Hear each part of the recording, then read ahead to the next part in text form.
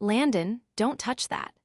Dean Barrett's voice echoed across the cracked tile floor of their tiny apartment bathroom as his 5-year-old son reached for a rusted razor on the sink. Landon froze mid-reach, wide-eyed. Sorry, Daddy. Dean exhaled, kneeling down to eye level. It's okay, bud. Just don't touch anything sharp, all right? The boy nodded, his curly hair flopping into his eyes. Dean tousled it gently and stood, wiping his hands on his jeans that had more paint stains than clean fabric. He checked his phone again, no new jobs. Rent was due in a week. Groceries were low, and he had exactly $37 to his name. Then his phone buzzed. Unknown number. He answered, hello. Hey, is this Dean Barrett? I got your number from Carl at Midtown Hardware. I need someone to paint a penthouse. Real quick turnaround. You free tomorrow? Dean blinked. Yeah, I'm free. Good, it's on the Upper East Side. High rise, top floor, name's Lawson Nash. Just tell security I called, be there by 8. The call ended before Dean could ask questions. He stared at the screen. A penthouse that had to pay well, it had to. The next morning, Dean dropped Landon off at Mrs. Rourke's, an elderly neighbor who watched him whenever Dean got last-minute work. He borrowed her subway pass and rode uptown, feeling more out of place with every stop. By the time he stood in front of the glass and marble skyscraper, he felt like a stain in a showroom. Security waved him through after checking the list. When the elevator opened at the top floor, Dean stepped out into a hallway lined with thick white carpet and gold-accented sconces. He knocked on the door. It opened instantly. A woman stood there barefoot in silk pajama pants and a tank top, her long dark hair tied up in a messy bun, her eyes sharp and curious. She didn't look like the kind of person who owned a penthouse, but the air around her practically hummed with confidence. You're the painter, she asked. Dean nodded. Dean Barrett. She stepped aside, waving him in. Delilah Brooks. The living room looked like something out of a movie. Floor-to-ceiling windows overlooking the skyline, a grand piano, shelves lined with books and sculptures, and more space than Dean's entire apartment building. Delilah walked ahead of him. The guest bedroom walls peeling, and I want the kitchen repainted. I'll be working in my office, just knock if you need something. Dean glanced at the gleaming marble floors. I'll be careful. She studied him for a second. You're the first painter I've ever met who didn't try to upsell me. He shrugged. I'm just here to work. The next few hours passed in silence, except for the sound of scraping paint and the occasional hum of classical music from her office.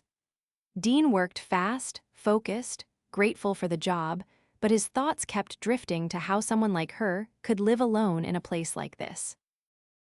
Around noon, she brought him a bottle of water. You're good at this, she said, watching him edge clean lines near the cabinets. Been doing it for years, Dean replied, wiping sweat from his brow with his forearm. Pays the bills. Barely, she muttered, more to herself than to him. Dean looked up. She flushed. Sorry, that was rude. He gave a half smile. You're not wrong. Something shifted in her face. She set the bottle down and leaned against the counter. You have kids. Dean hesitated, then nodded. Yaf, my son, Landon, he's 5. She tilted her head. Where's his mom? Left when he was 2, he said simply. Haven't seen her since. Delilah didn't ask more, but she stayed a little longer. And when she left the room, he felt her absence more than he should have. By the time he finished the kitchen, the sun was setting, casting gold light through the windows. Delilah came out again, now changed into jeans and a soft sweater. That was fast, she said. I'll come back tomorrow for the guest room. She nodded, then hesitated. Do you want to stay for dinner? She asked suddenly. I made way too much. Dean blinked. I should get back to my kid. Bring him, she said before she could stop herself. Dean stared at her. You don't even know me. Delilah shrugged. You painted my kitchen without stealing anything. That's a good start. He laughed, caught off guard. Seriously, she said more softly now, it's just dinner. Dean hesitated. Every instinct told him to say no, but something in her eyes made him pause. There wasn't pity there, just interest, warmth. Okay, he said finally, I'll go get him. An hour later, Dean returned with Landon, who clung to his hand as they stepped into the penthouse. Delilah crouched to his level. Hi, Landon, I'm Delilah, you hungry? Landon nodded shyly. She led them to a dining table set with takeout containers from a high-end Italian place. Landon's eyes went wide at the sight of garlic knots and spaghetti with real meatballs. As they ate, Delilah asked Landon about his favorite cartoons, his school, his toy dinosaur who had to sit in Dean's lap the entire time. She laughed easily, listened closely. Dean watched her, something tightening in his chest. Who was this woman? After dinner, Delilah handed Landon a small model car.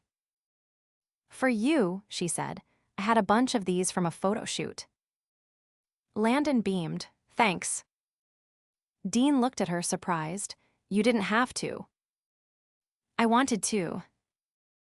Later, as they left, Delilah walked them to the elevator. Thank you for dinner, Dean said. She smiled. Thank you for not getting paint on my marble. Dean shook his head, chuckling. I'll be back tomorrow. I'll be here. As the elevator doors closed, Delilah stood there, watching them until they disappeared from view. Dean looked down at Landon, who was already playing with the car. Daddy, he said, I like her. Dean forced a smile, but his heart felt like it had shifted in his chest. So did he. By the time Dean finished the guest room the next afternoon, his shirt clung to his back and his hands ached from hours of sanding and edging. He packed up his brushes and turned to find Delilah leaning against the doorway, arms crossed, watching him silently. You always work like that? She asked, her voice quiet but curious. He wiped his hands on a towel. Like what? Like you're racing someone. Dean shrugged. If I finish faster, I get paid faster. She didn't respond right away. Then she said, do you do other kinds of work, not just painting? He raised an eyebrow. Like what? I need my terrace sealed before the rain hits next week. Water's been creeping into the floorboards. She stepped further into the room.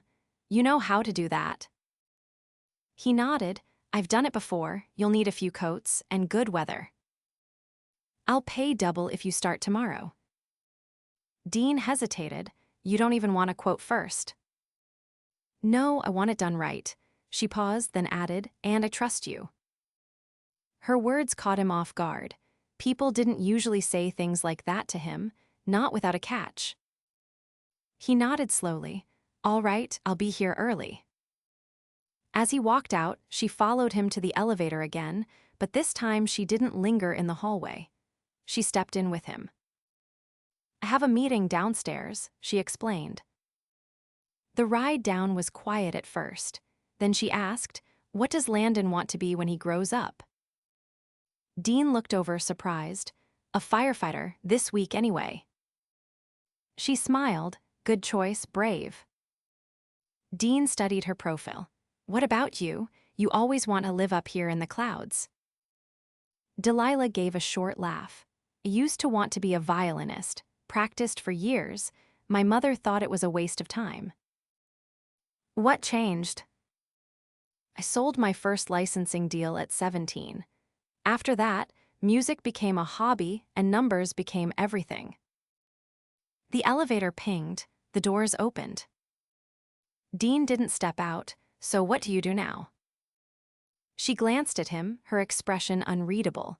Handle other people's money, and sometimes I forget what I wanted mine for.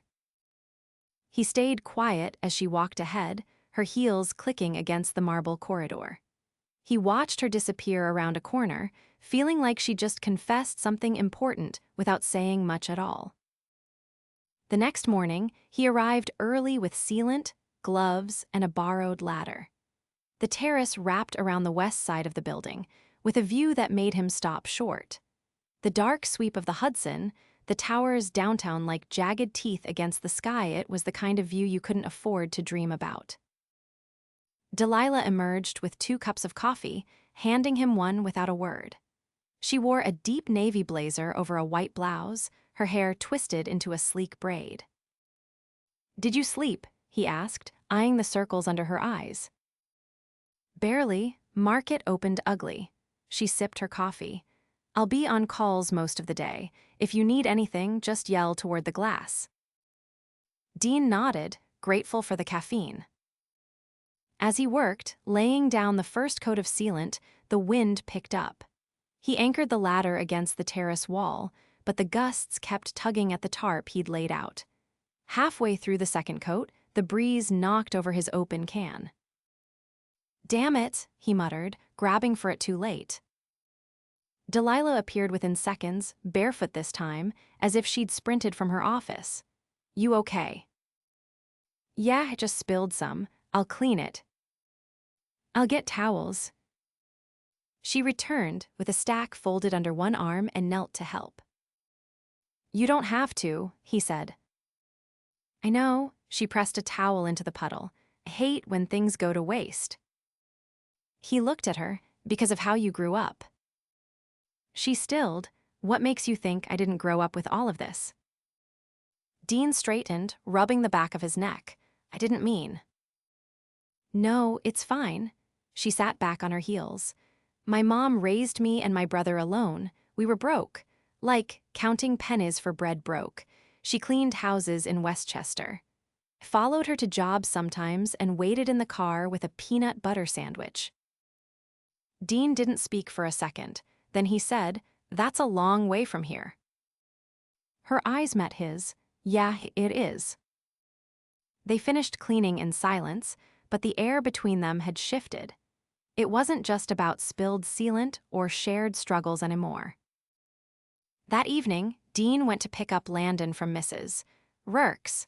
The old woman opened the door with a disapproving frown. "He's fine," she said, stepping aside, "but he's been asking questions."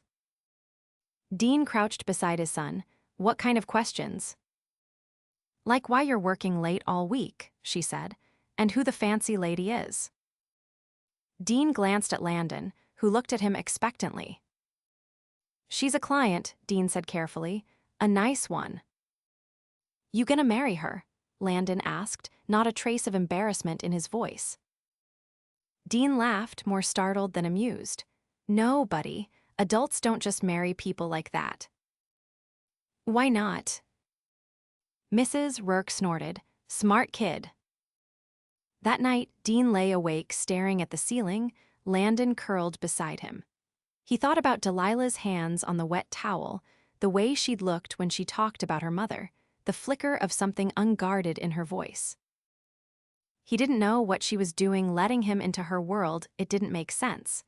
But he couldn't shake the feeling that it wasn't just about the paint or the terrace anymore. The next day was cold. Rain threatened the skyline. Dean brought a tarp to cover the drying sealant and arrived earlier than planned. He knocked, but no one answered. He tried again, still nothing. The door was unlocked. He stepped inside cautiously. "Delilah." Music played faintly from somewhere down the hall. He followed the sound until he reached a room he hadn't seen before, an open studio with wide windows, a violin resting on a stand, and Delilah sitting on the floor with her back against the wall. She looked up when he entered. Her eyes were red. Dean stopped. "You okay?" She wiped at her cheek and gave a small shake of her head. "No one's ever asked me that without wanting something." He stepped closer, uncertain. "I'm not here for anything, just checking on the terrace." She nodded. "I forgot you were coming." Dean hesitated. then sat down across from her, crossing his legs. She stared at him for a long moment. "I got news this morning. My mother's being evicted. She never told me she was behind on payments. I found out through a lawyer." "Can you help her?" "I already wired the money, but she won't answer my calls. Says tried to buy her silence years ago." Dean didn't know what to say, so he said the only thing he could. "Then don't be like her." Delilah blinked. "What?" "You're not your mom. You don't have to be cold to survive. You don't have to do it alone." Her throat bobbed. "And what if don't know how to be anything else?" He met her eyes. "Then maybe let someone show you." She didn't answer, but for the first time, she didn't look away. Delilah didn't answer Dean's last words, not with a nod, not with a look, not even with a breath.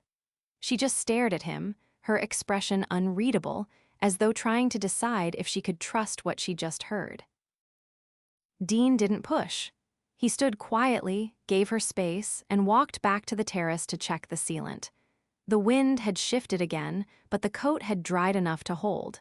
He adjusted the tarp and secured the corners with bricks he'd brought, then left without saying goodbye. The next morning, she called him. "I need help with something else," she said as soon as he picked up. "Not painting, something different." "Okay," he said carefully, already pulling his work boots on. "What kind of help?" She hesitated. "I need you to come with me to an event tonight. It's a charity auction. Black tie." Dean blinked. "You want me to what, be your date?" "No, I want you to be someone they won't ignore," she said, "and I don't want to go alone." He exhaled slowly. "I don't own a tux." "You will by 6, she replied, then hung up. At 5:30, a courier appeared at Dean's door carrying a matte black garment bag with his name on it. Tucked inside was a tailored tuxedo, a pair of polished dress shoes, and a handwritten note in neat, slanted script. "Wear this. I'll explain everything there." Mrs. Rourke agreed to keep Landon overnight. Dean rarely left his son for more than a few hours, but something about Delilah's voice that morning, tight, clipped, almost nervous, had stayed with him all day. When he arrived at the venue, a historic hotel with a glass-domed ballroom glowing under chandeliers, the doorman opened the car door before Dean even stepped out. Someone had sent a car. He hadn't asked who. Inside, the air was champagne and perfume. Women in sweeping gowns drifted past him, men in tailored suits laughed into crystal flutes. Dean felt his spine tighten. He didn't belong here. Then she appeared at the top of the marble staircase. Delilah descended slowly, wearing a midnight blue gown with sharp shoulders and a plunging neckline that caught the light like wet ink. Her hair was swept up, a single diamond pin holding it in place.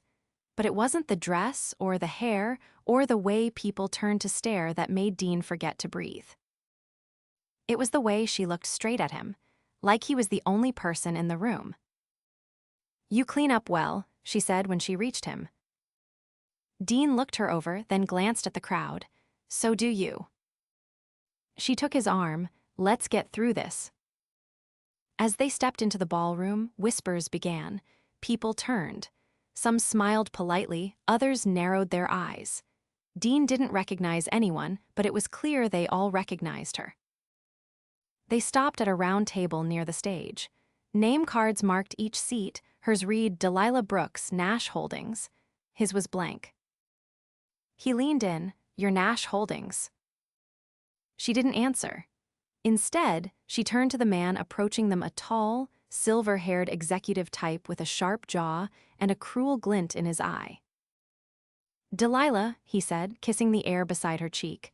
"Always a surprise, and who's your guest?" "This is Dean Barrett," she said. "He's with me." The man's gaze flicked over Dean's tuxedo. Ah, contractor, or something more entertaining. Dean straightened, but Delilah stepped in. "Dean's a friend," she said coolly, "and your tone hasn't improved, Hudson." Hudson laughed and strolled off. Dean turned to her. You brought me here to make a point.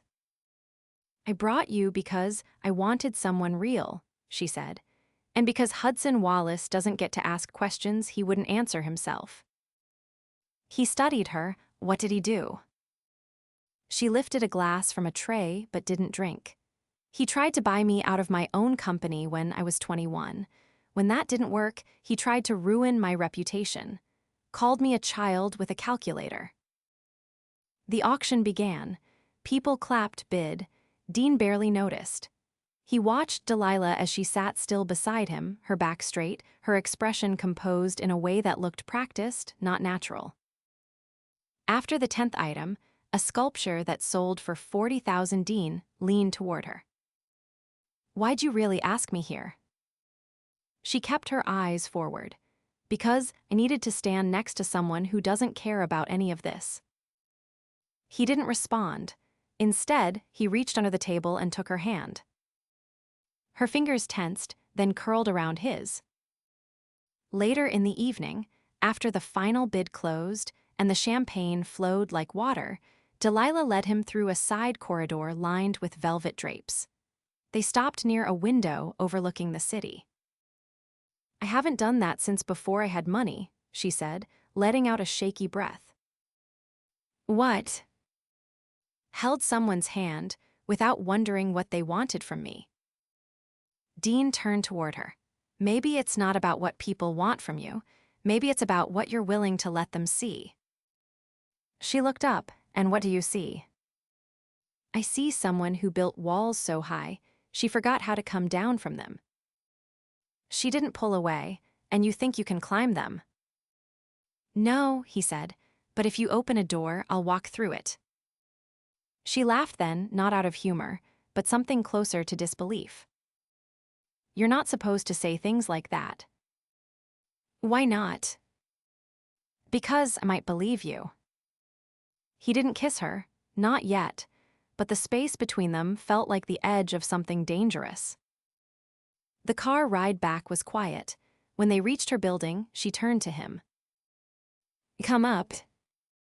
He hesitated. You sure? She nodded. Her penthouse was dark except for the city lights spilling in through the windows.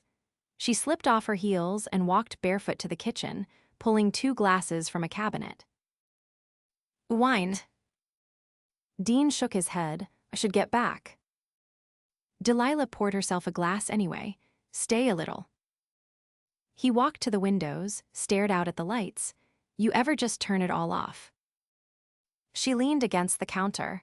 What do you mean? All the noise, the pressure. She sipped. I don't think I'd know how. He turned to her. Then maybe you need someone to show you. She set the glass down. You keep saying things like that.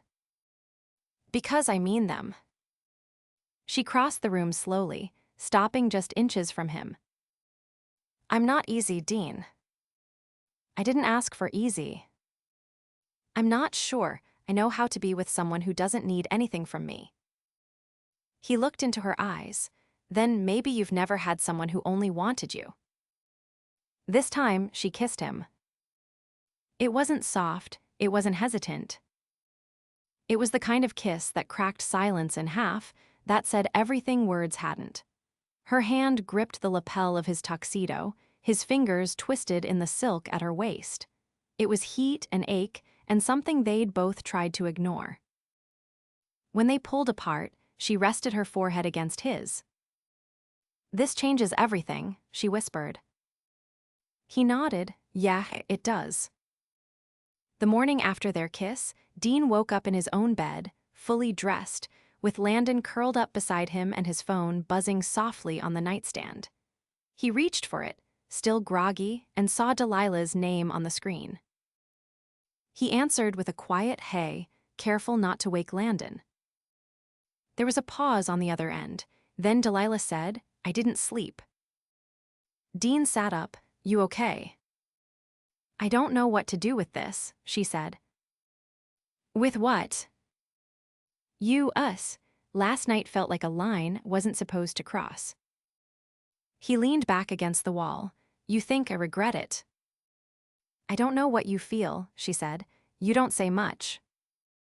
Then I'll say it now, Dean replied. I meant every word, and I don't want to pretend it didn't happen. Another pause, then, can you come by later? I need to talk to you. I'll be there after, drop Landon off. When he arrived at the penthouse that afternoon, Delilah was waiting by the window, arms folded. She didn't greet him. She just nodded toward the couch. I'm selling the company, she said without preamble. Dean blinked. What? She stepped away from the glass. It's been in motion for months. I didn't tell anyone, not even my board, but it's happening. I've been offered a buyout at 3 times market value. He stood still, processing. Why would you do that? Because it's not mine anymore, she said. Not really. I created something to escape what I was, but now it's become the thing I was running from. He crossed the room slowly. And what happens after you sell? She looked at him, eyes sharp but unsteady. That's the part I haven't figured out yet. Dean stepped closer. Are you afraid of what comes next? I'm afraid of not knowing who I am without it. He studied her face, then said, You're the woman who sat on the floor with a violin when the world was too loud.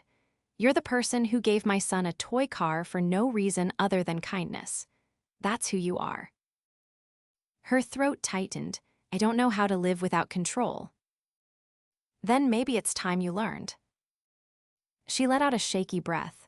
Would you help me figure it out? He didn't hesitate. Yes, I would. She took a step forward, close enough he could feel the tension in her shoulders. This isn't casual for me. It's not casual for me either. Her eyes searched his, then stay. That night, Delilah made dinner. Not takeout, actual food. Pasta with roasted vegetables and garlic bread that nearly burned in the oven. Dean helped her stir the sauce while Landon sat at the counter drawing dinosaurs on a napkin. I haven't cooked in years, Delilah admitted, nudging her shoulder against Dean's as she stirred. It shows, he teased. She elbowed him lightly. You're lucky I like you. After dinner, they watched a nature documentary in the living room, Landon curled in Dean's lap, Delilah beside them with her feet tucked beneath her. The city glowed beyond the windows, but for once, Delilah didn't look at it. She looked at them. Later, after Landon had fallen asleep in her guest room and Dean was helping her clean up, she asked, Why haven't you ever asked me for anything? Dean dried a plate, then said, Because I know what it's like when everything feels like a transaction. I didn't want to be another hand reaching for what you had. She leaned against the sink. You're the only person in my life who doesn't look at me with expectation. He set the plate down. I see you, that's all. Her voice dropped to a whisper. I want to be seen. They stood there in silence, the kind that didn't need filling. Then she reached for him, not with urgency but with quiet certainty, and kissed him again. The next week moved fast. Delilah signed the first round of papers for the sale. Dean took on more painting gigs, though none as glamorous as the Penthouse. Still, he came back to her every night, and every morning she woke up with Landon's laughter echoing down the hallway. She started wearing jeans more often, left her phone in another room during dinner, played her violin again, not for anyone else, just for herself. One morning, as they were getting ready for a walk through Central Park, Dean caught Delilah watching him lace up Landon's shoes. What? He asked. She hesitated, then said, I want to build something that doesn't need defending, something that doesn't make me forget who I am. He stood, brushing a curl from Landon's forehead. You're starting to. I want you to be part of it. Dean looked at her, heart thudding. You sure? He asked. She nodded. I've never been more sure. Months passed. Delilah sold the company. Quietly, without press. She turned down offers to stay on as a figurehead. Instead, she invested in small businesses run by women, took time to visit her mother in person, and reconciled slowly, carefully. Dean moved into the penthouse, not because he needed to, but because Delilah asked him to. Landon had his own room overlooking the river and a bookshelf that reached the ceiling. One snowy evening in December, Dean stood on the rooftop terrace, the one he'd sealed long ago, holding a ring he'd saved for, hidden, and nearly dropped twice from nerves. Delilah stepped out, wrapped in a wool coat, her cheeks pink from the cold. He turned to her. "This view used to scare me." She tilted her head. "Why?" "Because it felt like a world I'd never belong in." She took his hand. "And now?" He smiled. "Now it feels like home." He dropped to one knee. Delilah's breath caught. "Marry me," he said simply. "Not because it's perfect, not because we figured everything out, but because I love you, and I want to keep loving you every day." She didn't hesitate. "Yes." They kissed as snow began to fall, soft and slow, the city glowing behind them. And for the first time, there were no walls between them. Just love. Just home. Dean stood at the edge of the stage, heart pounding beneath his tailored jacket, facing an audience of nearly 200 in the grand ballroom of the Metropolitan Arts Foundation. The gala was halfway through, the string quartet's final notes still lingering in the air, but all he could see was Delilah sitting at the center table in a sea of silver and navy, her chin lifted proudly, a subtle tension in her fingers where they curled around the stem of her champagne glass. He hadn't told her about tonight's surprise. A spotlight shifted toward him. He cleared his throat. "I'm not usually the guy with a microphone," he began, his voice quiet but steady, "but I guess that's what love does. It makes you do things you never imagined yourself doing." A few polite laughs scattered through the crowd. "I'm here tonight not just because this foundation gave my fiancé the first grant she ever received before she built an empire, and gave it up to build a life, but because I want to thank the woman who changed mine." Delilah's eyes widened slightly. She hadn't known he'd even spoken to the event director. She definitely hadn't known he'd written a speech. "I met Delilah when I was just trying to get through the week. Had a 5-year-old, paint-stained hands, and nothing in my bank account but hope. She opened the door to a world I didn't understand, but more than that, she opened her heart when she had every reason not to." People leaned in now. The room wasn't silent exactly, but hushed curious. "She taught me that strength doesn't mean shutting people out, that you can be powerful and still be kind, that you can be brilliant and still afraid and still worth loving." Delilah's fingers loosened around her glass. Her eyes shone. Dean smiled as he looked directly at her.